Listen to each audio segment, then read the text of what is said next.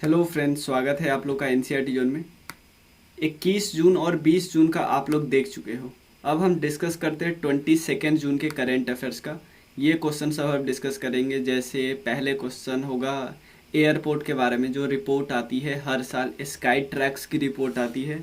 उसमें इंडिया और south Asia वाला मैंने क्वेश्चन पूछा है, लेकिन उसके बाद मैंने दुनिया का बेस्ट एयरपोर्ट के बारे में भी बताया है। ये डायरेक्ट स्काई ट्रैक्स के वेबसाइट से हमने लिया है। फिर कुछ अपॉइंटमेंट हुआ है, उसके बारे में यहाँ पे क्वेश्चन मिलेगा। यूनेस्को के बारे में आपको क्वेश्चन मिलेगा। उसका ऑपरेशन संकल्प हमारी इंडियन आर्मी के बारे में है, मतलब हमारे आर्म फोर्स के बारे में है। उसके बाद एक मैप ऑफ द डे हमने किया है कि आपको मैप समझ में आए। उसके अलावा आईएसए के बारे में क्वेश्चन है। तो हमारा क्वेश्चन कुछ इस तरह से होता है ना कि आपको सारे एग्जाम से, जैसे ये क्वेश्चन आपको यूपीएससी में ही पूछा जा सकता है, ये क्वेश्चन आपको बाकी बीपीएससी या एसएससी, तो ऐसे क्वेश्चन पूछते हैं ना। जैसे यूपीएससी वाले भी क्वेश्चन है, तो मैं ज़्यादा डिफ़िकल्ट वाला नहीं पूछ रहा हूँ, हल्का पूछ रहा हूँ जिसमें आपको सारे फैक्ट पता हो जाएंगे एक टॉपिक के, और इससे इंडिविजुअल क्वेश्चन पूछ सकते हैं आपके बहुत सारे पीसीएस एग्जाम में। जैसे आईएसए से क्वेश्चन या अमृत सरोवर मिशन से क्वेश्चन, इससे क्वेश्चन अभी भी आया है एग्जाम में। सेती हाइड्रो पावर प्रोजेक्ट से क्वेश्चन आया है। तो एक बहुत सारे स्टेटमेंट, कई बार 2 स्टेटमेंट 3 स्टेटमेंट, इससे आपको 3 फैक्ट आप समझ लो अगर आप यूपीएससी की तैयारी नहीं करते हो, बाकी एग्जाम की तैयारी करते हो। और ये सब क्वेश्चन हम डिस्कस करने वाले हैं। ऑलमोस्ट 15 क्वेश्चन मैंने उठाया है, ठीक है। और मैं डिस्क्लेमर दे दूँ, ये मेरा क्वेश्चन मेरा नहीं है, बहुत सारे इंपॉर्टेंट वेबसाइट से मैंने क्वेश्चन उठाया है जो मुझे इम्पॉर्टेंट लगा, जिससे ज़्यादा से ज़्यादा आपको इंफॉर्मेशन गैदर कर सकूँ, ठीक है। चलिए, पहला क्वेश्चन है, व्हिच इंडियन एयरपोर्ट, इंडिया का एक एयरपोर्ट है, ध्यान देना, which Indian airport was named the best regional airport in India and South Asia। India और साउथ एशिया, तो सबसे पहले आपको पता होना चाहिए साउथ एशिया में कौन कौन देश है। सबसे पहले ये पता होना चाहिए। जैसे मान लो यहाँ पे इंडिया है, इंडिया के अलावे आपको साउथ एशिया में, ये याद कर लें, सार्क में कौन कौन देश है, ठीक है ना।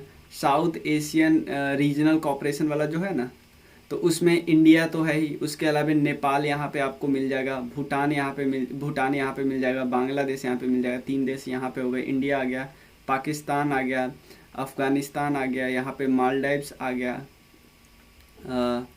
और उसके अलावा आपको यहाँ पे श्रीलंका आ गया। तो ये सारे देश साउथ एशिया का पार्ट है।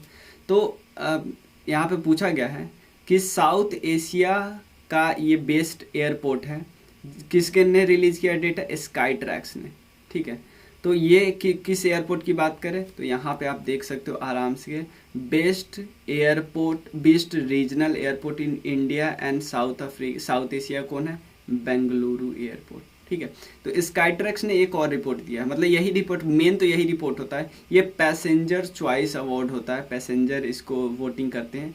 वर्ल्ड का बेस्ट एयरपोर्ट 2022 का कौन है, दोहा का एयरपोर्ट है, जिसका नाम है Hamad international airport. Second number पे आता है, सेकंड प्लेस किसका आता है, टोक्यो का हनेरा एयरपोर्ट, और सिंगापुर का जो चैंगी एयरपोर्ट है। पता है कुछ साल पहले यही नंबर 1 था, लेकिन अब नंबर 1 कौन हो गया, हमद इंटरनेशनल एयरपोर्ट दोहा, ठीक है। पता है इसका बहुत ज़्यादा इम्पोर्टेंट रीज़न है, कतर में जो इस बार जो फीफा वर्ल्ड कप होने वाला है, क्योंकि उन्होंने बहुत ही ज़्यादा काम किया है। सेकंड नंबर क्वेश्चन है, शिंदे संभाजी शिवाजी, शिंदे संभाजी शिवाजी, उसके बाद उजल भुयान, अहमद सैयद, ये तीनों आपको न्यूज में मिलेंगे। ये आपको बताने हैं किस प्रोफेशन से रिलेटेड है। ये तीनों जजेस थे, अब इन तीनों को chief justice of different state बनाया गया है। तो यहाँ पे आप देख सकते हो किस स्टेट के कौन से चीज, आप अपने स्टेट का तो प्लीज़ ध्यान रखना, लेकिन कई बार दूसरे स्टेट का ये पूछा जा सकता है। मतलब अपने स्टेट के एग्जाम में तो पूछेगा ही पूछेगा, मतलब बहुत ज़्यादा मेजॉरिटी चांस होता है कि आपके अपने स्टेट के चीफ जस्टिस ऑफ, जैसे Bihar, chief justice of Uttar Pradesh, ये सब पूछ सकता है। तो जस्टिस बिपिन संघी को बनाया गया है, किसका चीफ जस्टिस, उत्तराखंड का। उजल भुयान जी को बनाया गया है तेलंगाना का। उसके बाद अहमद सैयद जी को बनाया गया है कहाँ का, हिमाचल प्रदेश का। और जस्टिस सिंधे सांबाजी को बनाया गया राजस्थान का। सिंधे सांबाजी राजस्थान, अमजद जी को बनाया गया हिमाचल प्रदेश का। उसके अलावा बिपिन जी को बनाया गया कहाँ का, उत्तराखंड का। उजाल जी को बनाया गया तेलंगाना का। चलिए, तो ये तीनों क्या है, जजेज हैं, जिनको अब बनाया गया है chief justice of different high court. Which institution has वोन, किस इंस्टीट्यूशन ने जीता है यूनेस्को का एक रिकॉग्निशन। देखो, हम लोग एक स्कीम चला रहे थे पीएम विद्या करके, ई विद्या करके। इसमें क्या हो रहा था कि हम लोग फोकस कर रहे थे इंफॉर्मेशन एंड टेक्नोलॉजी का यूज इन एजुकेशन। अब यूनेस्को को लगा यार ये इंस्टीट्यूशन तो बहुत अच्छा काम कर रहा है, एक अवार्ड दे देते हैं, ठीक है ना। तो ये इंस्टीट्यूशन कौन है, ये इंस्टीट्यूशन है central institute of educational technology. यहाँ पे देखो, एजुकेशनल मिनिस्ट्री इनिशिएटिव जो हमारा स्कीम है पीएम ई विद्या स्कीम, इसको यूनेस्को का रिकॉग्निशन मिला है। ताकि क्यों रिकॉग्निशन मिला है, क्योंकि ये यूज कर रहे हैं इंफॉर्मेशन एंड टेक्नोलॉजी और इसका बहुत ज़्यादा फ़ायदा हो रहा है एजुकेशन में। क्लियर। एक चीज़ और आपको बताना चाहूँगा कि ये जो इंस्टीट्यूशन जिसके बारे में बताया है, central institute of educational technology, इसका फुल फॉर्म, इसका शॉर्ट फॉर्म क्या है, CIET। ये आपको पता है ये एक यूनिट है NCERT का, NCERT का एक यूनिट है। और यूनेस्को का जो अवार्ड है ना, यूनेस्को का अवार्ड एजुकेशन के लिए, मतलब यूनेस्को का जो अवार्ड है कि जो इंस्टीट्यूशन ICT पे काम करती है एजुकेशन के फील्ड में, इंफॉर्मेशन एंड टेक्नोलॉजी का यूज करती है ICT के फील्ड में, एजुकेशन के फील्ड में, उसको अवार्ड दो। तो इस अवार्ड का एक और नाम है, क्या नाम है, किंग हमद। आपसे ये भी पूछा जा सकता है, किंग हमद बिन ईसा अल खलीफा प्राइज। अगर ये प्राइज भी आपसे पूछा जाना कि किंग हमद बिन ईसा अल खलीफा प्राइज ये किसने जीता, तो आप बताना central institute of educational technology. इनके नाम पे ये अवार्ड दिया जाता है। लेकिन अवार्ड देता कौन है, यूनेस्को। चलिए, यूनेस्को के बारे में थोड़ा देख लेते हैं। यूनेस्को का हेडक्वार्टर आपको मिलेगा पेरिस में। फुल फॉर्म क्या है, United Nation Education and Scientific Cultural Organisation. एक स्पेशलाइज्ड एजेंसी है, किसका, यूनाइटेड नेशन का, याद रखे, स्पेशलाइज्ड एजेंसी है। और ये बात किस चीज़ का करते हैं कि पीस को प्रमोट करना है, इंटरनेशनल कोऑपरेशन को प्रमोट करना है, मतलब पीस को प्रमोट करना है, दुनिया में पीस और सिक्योरिटी। कैसे करेंगे भाई, इंटरनेशनल कोऑपरेशन करेंगे, एजुकेशन देंगे, आर्ट साइंस कल्चर इस सब पे फोकस करेंगे तो इंटरनेशनल कोऑपरेशन होगा। वर्ल्ड हेरिटेज साइट वाला जो रैंक रिपोर्ट, मतलब कि एक लिस्ट निकालती यही निकालती है। मैन एंड बायोस्फीयर प्रोग्राम जो हमारे पास, जो टोटल 18 बायोस्फीयर रिजर्व है उसमें से 12 को रिकॉग्निशन मिला, इसके द्वारा ये भी यूनेस्को निकालता है, ये भी बात याद रखिएगा, ठीक है। और अभी हेड कौन कर रहे हैं, डायरेक्टर जनरल कौन है, ऑड्रे यूनेस्को। देख लिया, इसका गठन किया गया था 1945 में लंदन में, यूके जो है। फाउंडर कौन है, इंडिया एक फाउंडिंग मेंबर है, प्लीज याद रखना, India is a founding member of UNESCO. चलिए, एक ऑपरेशन संकल्प है। ऑपरेशन संकल्प क्या है, न्यूज में देखा जाता है, किस आर्म फोर्स के द्वारा है, ये इंडियन नेवी की है। इंडियन नेवी चाहती है कि हमारा जो यहाँ पे है पर्शियन गल्फ और गल्फ ऑफ ओमान, कि हम कुछ भी यहाँ से लाए, हमारा सिक्योरिटी मेंटेन रहे यहाँ पे, ठीक है, यहाँ पे। तो ये लोकेशन प्लीज याद रखना ना, ये है, ये जो है ये वाला पार्ट है, ये है ओमान का पार्ट, ये है UAE यूनाइटेड अरब एमिरेट्स, ये है दुबई, ठीक है। उसके अलावा ये है कतर, ये है सऊदी अरेबिया, ये है बहरीन, ये है कुवैत, ये है इराक। तो इराक भी एक्चुअली पर्शियन गल्फ में टच है, ईरान को तो बहुत बड़ा लंबा बाउंड्री टच है, ठीक है। ये है ओमान। तो आपको सिंपल पूछेगा स्ट्रेट ऑफ हॉर्मज किस किस के बीच है, तो यहाँ पे है ओमान का पार्ट और इधर है ईरान। ये मत बोलना कि एक तरफ है UAE और एक तरफ है ईरान, ये मत बोलना, ठीक है। अप्रॉक्सीमेटली 21 माइल है ये जगह, वाइड है स्ट्रेट ऑफ हॉर्मज। अब यहाँ देखिए, यहाँ पे हमारा पोर्ट है जिसको हमने बनाया है, छबार पोर्ट, ये है चाइना द्वारा बनाया ग्वादर पोर्ट, ठीक है। और वो एक चीज़ याद रखना, इन दोनों के बीच डिस्टेंस सिर्फ और सिर्फ 72 किलोमीटर है। चलिए लोकेशन वाइज वाला भी डिस्कस कर लिए। अब कुछ क्वेश्चन करते हैं, ये मैंने एक्चुअली आपको पता ही है किस साइड से उठाया है, ठीक है। और ये यूपीएससी के वाला क्वेश्चन है, लेकिन एक एक फैक्ट आपको बाकी एग्जाम के लिए भी इम्पॉर्टेंट हो जाएंगे। पहला ऑप्शन ध्यान से रखना, ISA। ISA का फुल फॉर्म होता है इंटरनेशनल सोलर अलायंस, एक intergovernmental treaty based organisation. Treaty हुआ था कब, इनिशिएट किया गया था COP21 में, जो कि पेरिस में हुआ था ना 2015 में, ठीक है। और फाउंडिंग मेंबर कौन था, इंडिया प्लस फ्रांस,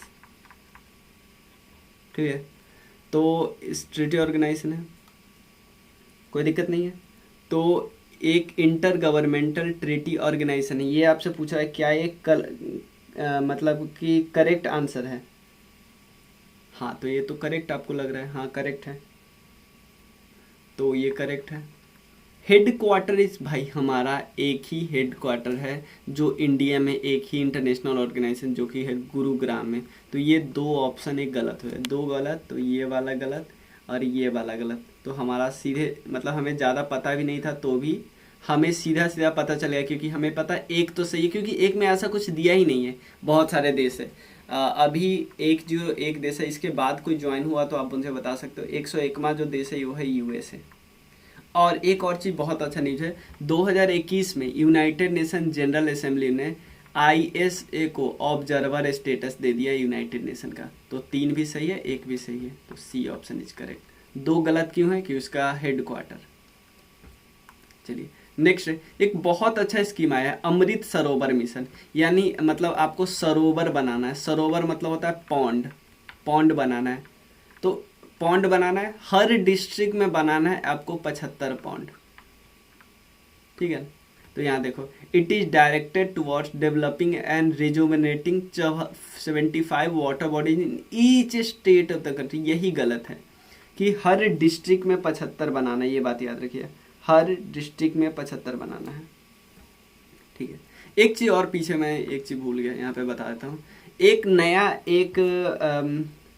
एक और स्कीम टाइप का आया है, 1 सन 1 वर्ल्ड 1 ग्रिड।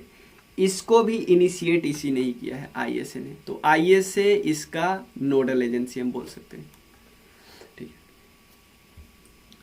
क्लियर, तो हमने समझ गया ये किसके बारे में है, Amrit Sarovar mission. 75 water body है, ये पार्ट है आज़ादी का अमृत महोत्सव, हाँ करेक्ट बात है। तो एक गलत है, एक गलत है, ये भी गलत, ये भी गलत, ये भी गलत, ठीक है। तो यानी ओनली 2 करेक्ट। अब 3 देखते हैं। The National Informatics Centre has been engage in the technical part of the mission, ये गलत है। एक्चुअली जो इसका टेक्निकल पार्टनर है वो है BISAGN।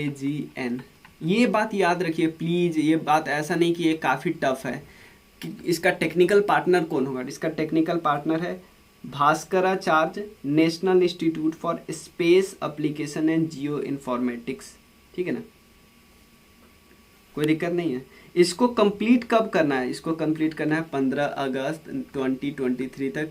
ऑलमोस्ट 50,000 ऐसे पॉइंट बनाने हैं। विथ रेफरेंस टू वेस्ट सेती पावर प्रोजेक्ट, इस पावर प्रोजेक्ट के बारे में क्वेश्चन है, ये बहुत न्यूज में था और बहुत इंपॉर्टेंट है। सबसे पहला ये है, एक्चुअली सेती रिवर पे तो है, करेक्ट बात है, लेकिन ये भूटान में नहीं है, ये है नेपाल में। तो एक तो सीधा गलत, एक गलत तो ये गलत। The dam site is located at the Confluence of सेती एंड करनाली रिवर। देखो आप आराम से इसको एलिमिनेट कर सकते हैं कि भाई करनाली रिवर भूटान में क्या करने गया, तो कम से कम ये दोनों तो ऑप्शन करेक्ट हो ही नहीं सकते थे, है कि नहीं। तो अगर करनाली रिवर की बात आ रही है तो आप गेस कर सकते थे, लेकिन इससे ये नहीं पता चलता कि ये भूटान में नहीं। हो सकता है ऑप्शन में करनाली जगह पे कुछ और भी रिवर होता, कुछ भूटान के साइड वाला इंडिया का रिवर होता, ठीक है ना। तो आपको ये पता होना चाहिए था कि सेती रिवर, या ये न्यूज का है, आप लोग बनाना पड़ेगा ये लोग, ठीक है। एक हेल्पलाइन है किरण हेल्पलाइन, एक्चुअली कुछ नंबर है 1800 करके कुछ हेल्पलाइन नंबर है, मैं हेल्पलाइन नंबर बताता हूँ 1800 500 0019। ये एक टोल फ्री नंबर है 24/7 का। ये जिस पर्सन को मेंटल इलनेस है उसको सपोर्ट प्रोवाइड करने के लिए ministry of social justice and empowerment के द्वारा लॉन्च किया गया है। एक है international day for elimination of sexual violence in conflict in international event conducted by United nation. ये किस दिन मनाया जाता है? 19 जून को। यूनाइटेड नेशन के अंदर कितनी बॉडी है? एक सिक्योरिटी काउंसिल है, एक है जनरल काउंसिल, एक secretariat, international court of justice and economic and social council, एक और है, बताना वो कौन है। 37 मेंबर गया है इंडियन एथलेटिक्स टीम का कॉमनवेल्थ में। इसमें पता है क्रिकेट भी ज्वाइन किया है, क्रिकेट भी। और यहाँ पे मेंस वाले नहीं गए हैं, हमारी इंडियन वुमेन्स टीम गई है, ठीक है। और इसको लीड कौन कर रहा है पूरे मेंबर को? नीरज चोपड़ा है। इसका नाम है फॉर्मर नेम, और कॉमनवेल्थ का करे तो ब्रिटिश कॉमनवेल्थ। ये सब एक न एक समय ब्रिटिश कॉलोनी के पार्ट थे। इसका मतलब ये नहीं है कि ये लोग के पास मजबूरी है कि इस कॉमनवेल्थ में ज्वाइन करके ही रहना है। कोई चाहे जब मन करे तो ये हट सकता है, रिमूव हो सकता है ऐसे, ठीक है। कोई इसमें ऐसा नहीं है कि कोई बात फॉलो करना है यूके का, कुछ भी नहीं। Inter governmental consensus of member state है, बहुत इंपॉर्टेंट है। लंदन डिक्लेरेशन में स्टैब्लिश किया गया था 1949 में। एक किताब है जिसका नाम है भारतीय संविधान, भारतीय संविधान, इसका नाम है भारतीय संविधान अनकही कहानी, ठीक है ना। ये किताब किन की है? ये किताब है राम बहादुर राय जी का, और इसको रिलीज किसने किया? पीएम मोदी जी ने, ठीक है। उसके बाद World Refugee Day, World Refugee Day, इसका थीम क्या है?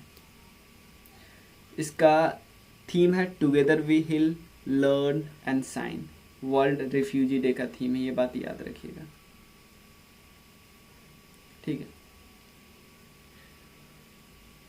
चलिए इतना ही रहने देते, फिर नेक्स्ट वीडियो में आगे का ऑलमोस्ट 15 क्वेश्चन हमने डिस्कस किया। कुछ भी डाउट हो, कुछ भी आपको लग रहा है कि ऐड करे एक्स्ट्रा, तो आप इस नंबर पे आराम से, आपका फीडबैक वेलकम है, आराम से यूज कर सकते हैं, ठीक है। और हमारा NCERT वाला कोर्स स्टार्ट हो गया है, उसमें वीडियो अपलोड होना शुरू हो गया है, आप ज्वाइन कर सकते हैं, ठीक है। और घटना चक्र भी ऑलरेडी चल रहा है। उसके अलावा BPSC के कोर्स है और भी PCS के कोर्स है, आप आराम से ज्वाइन कर सकते हो, ठीक है। इस नंबर में से बहुत बहुत बहुत ही सस्ता कोर्स है, ठीक है, आप आराम से ज्वाइन कर सकते हैं। मिलते हैं, थैंक यू सो मच।